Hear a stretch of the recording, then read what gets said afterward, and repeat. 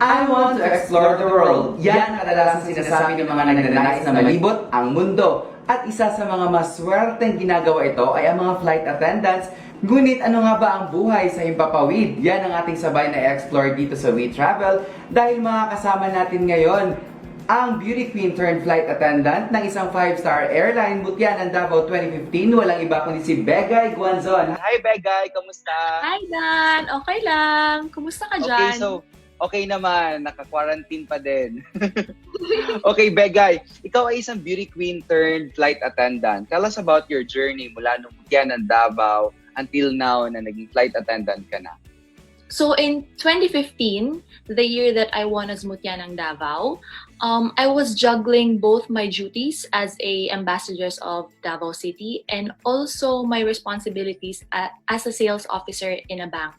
So I was both in the tourism industry and also the bank and finance industry. So I think during those times, I really honed and gained new skills, kumbaga. So in tourism, as an ambassador of the city, you really have to know how to talk to people because you're rubbing elbows with very important people, kumbaga. So you have to be very smart and alert and engaging into their level of conversation and also to the general public because that time we were actualizing our personal advocacy. So you have to know how to empathize to the general public. So as a mutya, you really know how to engage into conversation. You really know how to have communication skills. Meanwhile, being a sales officer, you have to be competitive, competent. You have to be goal-driven. Target sales. May mga quota ka, may targets ka. Yes. And aside from communication skills, you have to have persuasion skills. So kumbaga, in those times, I really prepared myself. So by the time that my airlines had their open day, the very first open day in Davao City, that was in 2017, I know in myself that I was prepared. Kasi di ba, I was already exposed to different kinds of people from different walks of life. So luckily, by God's grace, I was able to pass the test and interviews and also the training. So now I'm flying for almost 3 years. Well, congratulations. Thank you. And I think I've been to like 30 countries. I don't count. I lost track because it's actually the memories. Okay. So, Begai, going back, you've mentioned that wala kang plano na maging isang beauty queen. But what triggered you to join? It's because of my friends as well. Alam mo yung parang, uy, pwede ka, ganun. But I was somehow not confident because I wasn't your typical beauty queen idea. Diba before, ang uso is yung mga mapuputi, mga tisay, and I'm the opposite. And it was one of my what-ifs in life. So I just go for it. So, how did you overcome the fear of being on stage? Alam mo yun, kasi diba first timer ka, and of course, nandun yung alam mo yung level of confidence mo, it's not that high. So, how did you overcome that? For me, I think it really helped that I had a team with me na nag-coach sa akin, and before undergoing to the stage, to the big stage of Mutya ng Davao, we had series of workshops, meron kaming mga one-on-one interviews, kumbaga para ma-prepare ako dun sa big stage. And also, I always surround myself with friends and people who I can draw my confidence. Kasi nga wala nice. Confidence nun. Okay. So, and look at you now. Mutya ng Davao, tapos flight attendant, di ba? Thank you. Okay, so, frequently asked question, Begai. Ano ba ang buhay ng flight attendant? Tapos, aside from flying, may mga challenges ka rin bang napagdaanan as a flight attendant? And how did you, paano ka nag-mature dito? Actually, it's more than being a flight attendant. It's more than just the Instagrammable places that we visit or yung mga sobrang enjoyable na layovers. It's more of like because this job, it's really physically draining because you know you get to cross time zones, may jet lags ka, tapos you have different sleeping patterns, and it's also emotionally and mentally exhausting because the more you fly, the more you miss out on, you know, your family gatherings, ma-miss mo yung mga important occasions in your friend's life or your significant other's life. So I think the struggle is really balancing work-life balance, because it's really hard when you're always flying, especially now that I'm based somewhere else, not in the Philippines. So whenever I had a time, I have the opportunity to, you know, go back home in the Philippines, I always spend it with my family and also with my friends. Yeah. Wow. Good. Okay. So you've mentioned your the challenges. Can you share us parang ano yung mga worst or ano yung worst experience mo being a flight attendant? At ano naman yung most unforgettable experience mo being a flight attendant? I think, worst experience, siguro dahil I never had that, I wasn't flying before. So I don't have any experience with the airline. So the first year of my flying was really the toughest. Kasi di ba, I'm still adjusting to that lifestyle. Yeah. Jet lag, kahit sino, like every flight you have a different set of crew. So iba, and also hindi lang Pilipino yung nakakatrabaho mo. Meron ding iba't ibang language. You're like you're dealing with all different nationalities at the same time. And at the same time you have to have that smile on your face on board, di ba? Yeah. So that first year was really tough for me. But to be specific, I think the worst flight was, it's always the US flight. Because sobrang high profile niya na flight, sobrang demanding niya na flight, at napakahaba niya na flight. Imagine, like 15 hours ka sa loob ng eroplano, that's really tough. And for our airlines, we do a full service. So kumbaga, whenever I talk to my mom, like, how was your flight? So I would parang pinajoke, nilakad ko na naman ang Doha to US. Okay, so ano naman yung pinakamasaya or memorable? I think pinaka-memorable is pag meron akong maka-fly na Bisaya. Mga kabaya, Bisaya, yes. Kasi lang I mean, we are one of the majority na population here. Pero hindi masyadong nakakasalamuha din kasi marami ding ibang nationality. So for me, pag may nakaka-fly ako na Bisaya or Filipino or kabayan, that alone for me is unforgettable experience because we have the same intentions, we have the same purpose why we're here. So yun. Okay. So Begai, you've mentioned about nung first year mo, you were struggling in terms of, I mean, you were adjusting dahil iba-ibang nationality ang mga nakakasama mo. Was there a point in your career na parang you felt like you were discriminated? To be honest, yes. And then, paano mo to na-overcome, na-experience? Kasi whenever they see me as Filipino, di ba pag Filipino ka, parang tingin nila sa'yo mababa ka because they know Filipinos are more of the domestic helpers, mga ganun. Yes. Hindi sa Middle East, it's very common na makita ka ng mga alam mo yun, domestic helpers ng mga Filipinos, mga tagalinis, mga ganyan. But for me, I don't mind them. I just show them how I work, the ethics, my ethics as a flight attendant, and I don't like backbite them or fight back. I just show them how I work. That's good. At least, diba? I think yan ang isa sa pinaka magandang gawin. Just ignore them, do your thing, and then prove them that you are worth the, Okay, so Begai, na-mention mo din kanina na almost 30 countries or you've lost track of your parang experiences or travel experiences.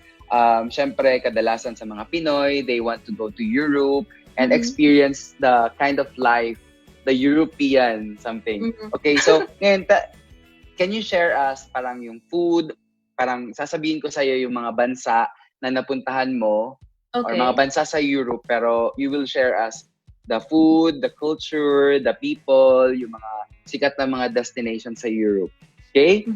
Okay. Okay. So let's start with Italy. Italy. So for Italy, I've been to Rome first and then Milan. So I think Rome yung pinaka one of my most memorable and favorite ko na destination because I went to the Vatican City Yeah. for the first time and I was also alone. Mm. Imagine being in Rome for the first time and you were alone also. So I think that was very challenging. Pumunta ako sa Vatican City and Have you seen the Pope? yes. Wow, Yun nga, that's super congrats. life-changing. We landed I think Wednesday. So that's Kasi one of every Wednesday yun. that's one of those days na magpapakita si Pope in one of those parang building in one of those windows. Yeah, yes. So like it was like sobrang swerte na nakita ko si Pope and super swerte din kasi nga I was alone, 'di ba? So parang medyo boring, but actually dun ko nirealize na it's more fun like to travel alone because you get to meet strangers or new people. Yes. So that time, so blessed ako kasi I was adopted by like a Filipino church group. Kasi nakita nilang, ba't ka nag-iisa? Ganyan. Oo.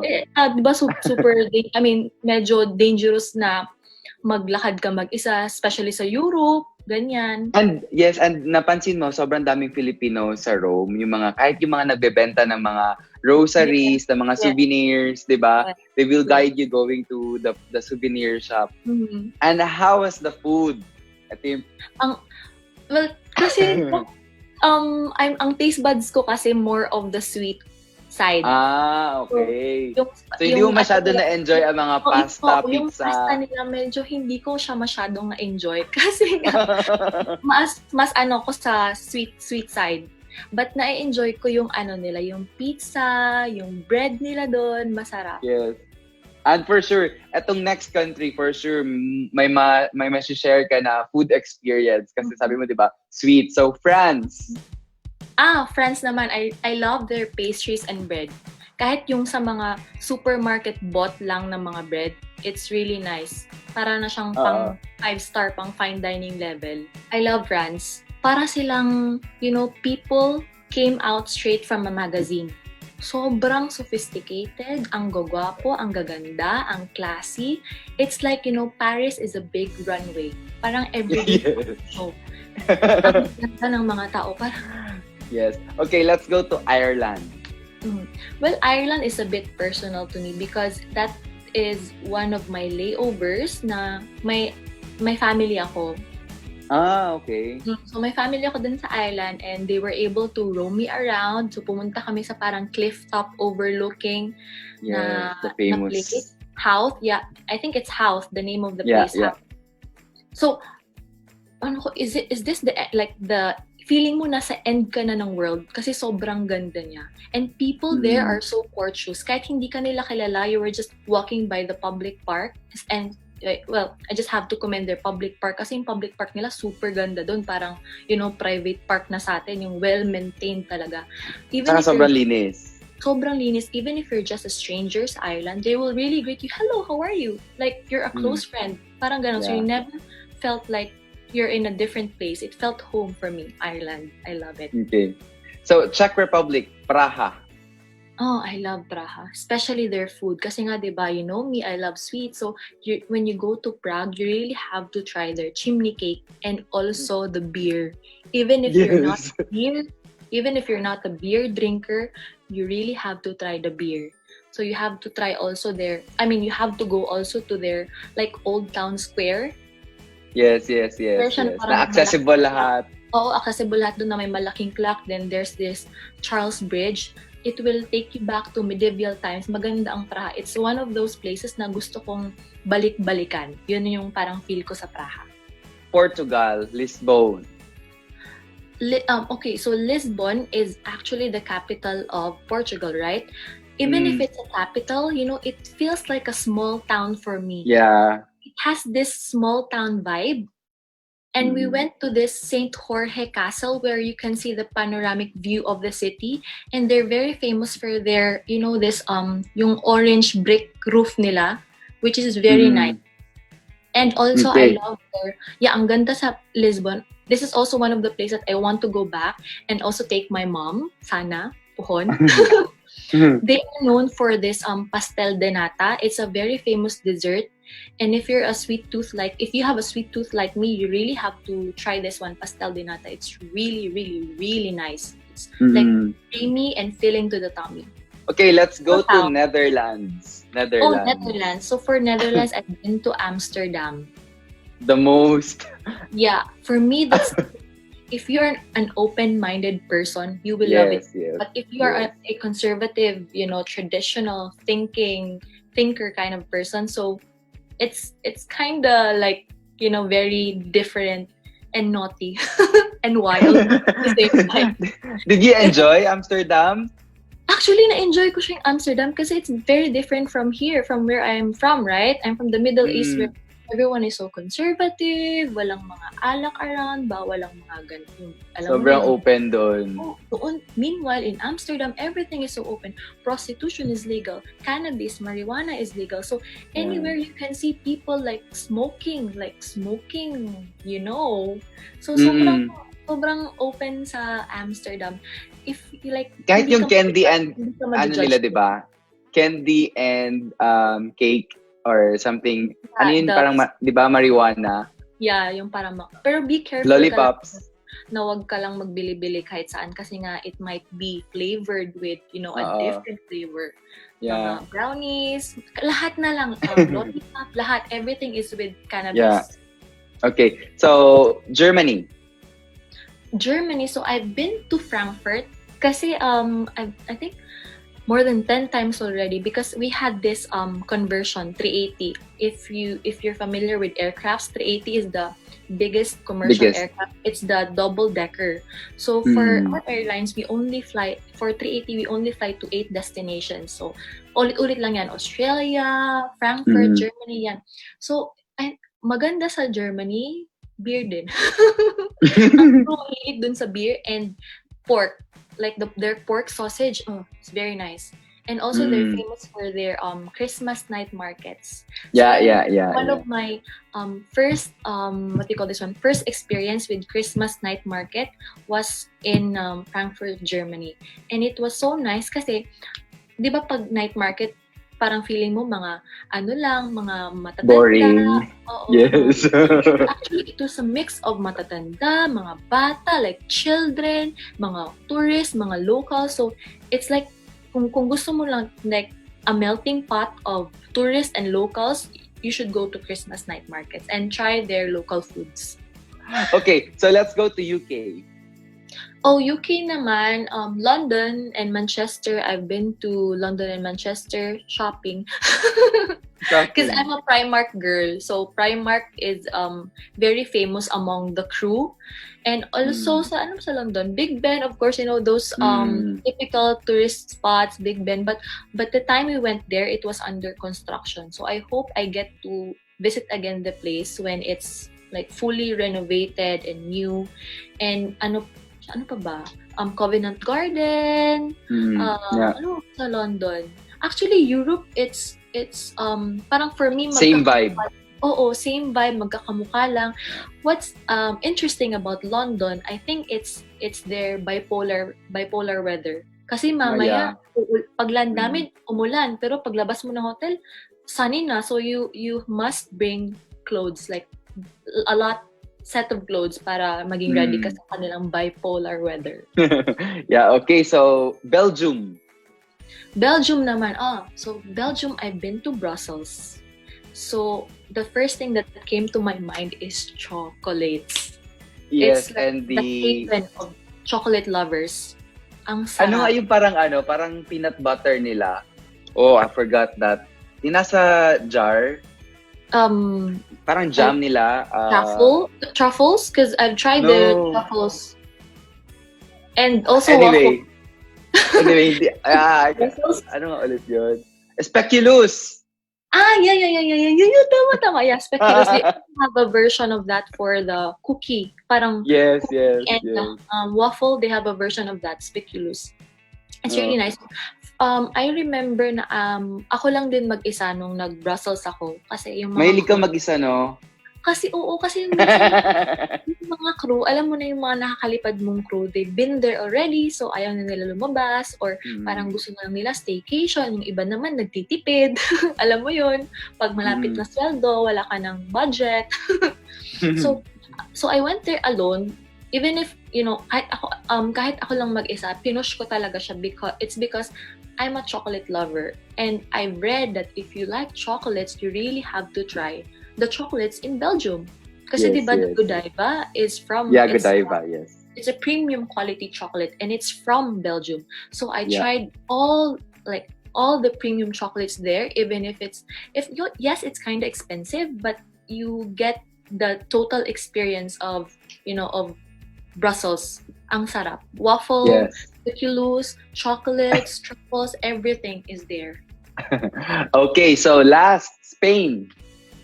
Spain for me, I think, is very romantic. I've been to Madrid and Barcelona, and what's nice about the place is, people, they love music. Kahit saan Yes. kahit Parang saan same sila ng Paris. Yeah, kahit saan pumunta, may nagpe-play ng guitar, may nagpe-play ng kahit anong instruments. That's why I consider it very romantic. As in. Tapos parang nakaka-relate ka sa mga tao kasi yung language, 'di ba? Parang gets na agad natin kahit isang word lang. Yes. Because we were colonized by them, right? Yeah. So for Barcelona, what about the food? Food. What I Paella. Food. Churros. Churros. I'm really a sweet tooth, kaya lagi kong tinatry yung mga parang dessert nila. Yun yung mga priorities priorities with the mo. chocolate spread. It's really nice in Spain. So, hindi mo na-try yung paella negra, paella? I tried also that one. Nakalimutan ko. Churros and paella negra. Diba? Any kind of paella, like with the seafood, it's nice. Meron kasi sa Barcelona, if you've been there in La Sagrada Familia, marami doon. Yes. Diba yung parang gothic themed na, what do you call this one, na church, na cathedral. Marami doon na mga restaurants na nag-serve ng paella. Isa ko din ma-recommend sa mga tourists is always go for the local restaurants. Yes. If you're staying in a hotel, go for the local, the mga hindi masyadong famous kasi that's what you get, that's what you... The experience. The total experience. Doon mo nakukuha yung total experience. At yung mga street food, yun yung masarap. True. Kasi yun parang yung authenticity ng food, nandun lahat. Okay, so Begai, maraming salamat at pinaunlakan mo ang aming imbitasyon na makasama ka ngayon. At syempre, ma-share ang experience mo sa ating sa mga nanonood ngayon. Si Begai ay isa lang sa mga Pilipinong namamayagpag sa ibang bansa sa kanyang karera. At gaya niya, nagsimula lang ito sa pangarap hanggang sa makamit niya ang tsansang makalibot sa buong mundo. Ang kwento niya ay nagbibigay ng pakpak sa mga taong nangangarap kaya't lumipad na at abutin ito. Sa mga susunod na linggo, lilibutin pa rin natin ang mundo. Syempre, kasama kayo. Dito lang sa We Travel.